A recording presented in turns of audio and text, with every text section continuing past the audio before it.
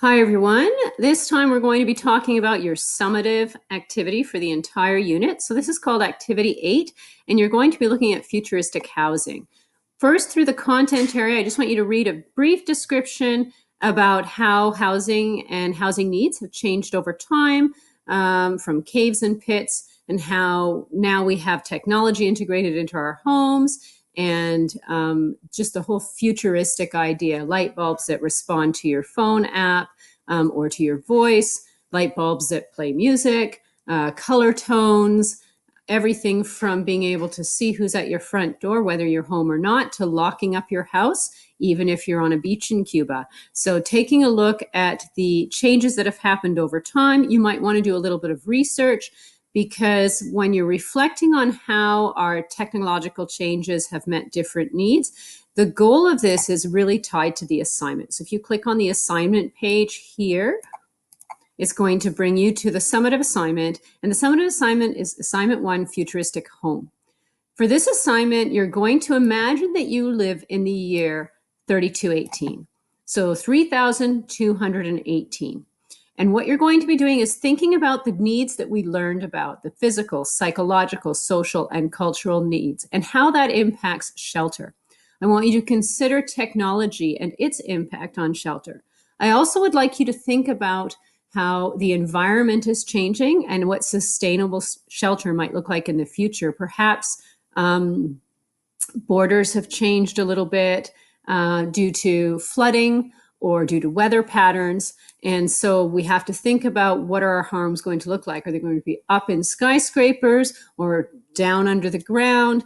What are our goals? Are we necessarily on this planet, or have we at this point expanded to Mars or other planets? So you think about that. And then what you're going to do is create a real estate, you can call it a blog or a flyer, whatever you want to call it, for your home. Let's say you want to sell your home. So you're going to describe the home that you live in. And I don't mean the home you're in now, the home you live in 3218. Is an apartment, condominium, house? Is it something other futuristic that we haven't considered? What are the materials that are being used? Are they dirt, felt, wood, stone, some kind of sustainable wood, brick? Is it something futuristic, some kind of polymer that we haven't considered? The location of the home, city, country, what's your neighborhood like? Describe it. Use a lot of language here. The land, the air, the water. Is water something that's an issue in the future? The space, perhaps we're not taking up as much space with our homes, or perhaps our homes are communal, many families living in one home or in one community. So think about location, who the home is for, single person, elderly, family with young children.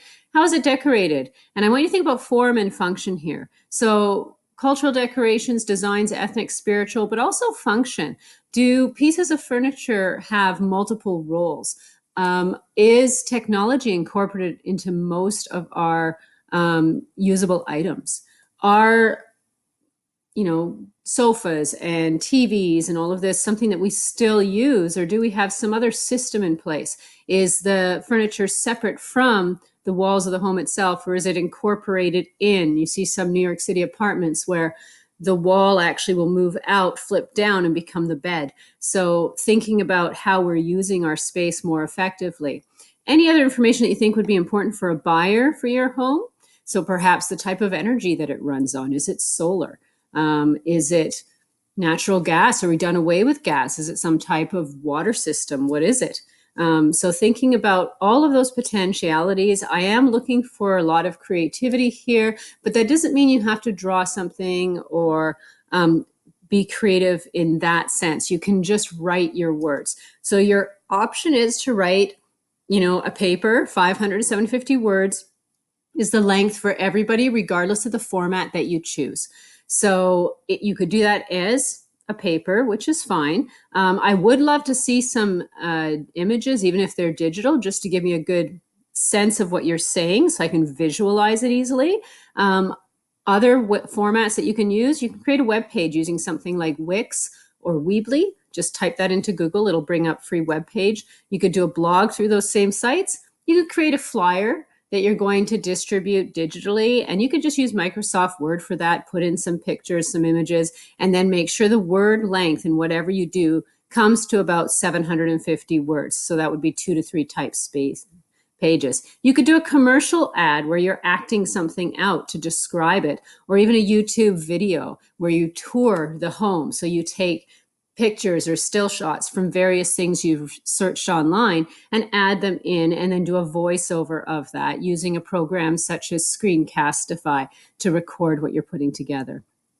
If you do choose a digital format, make sure you put a screenshot of that. So let's say I had a web page like I do right now.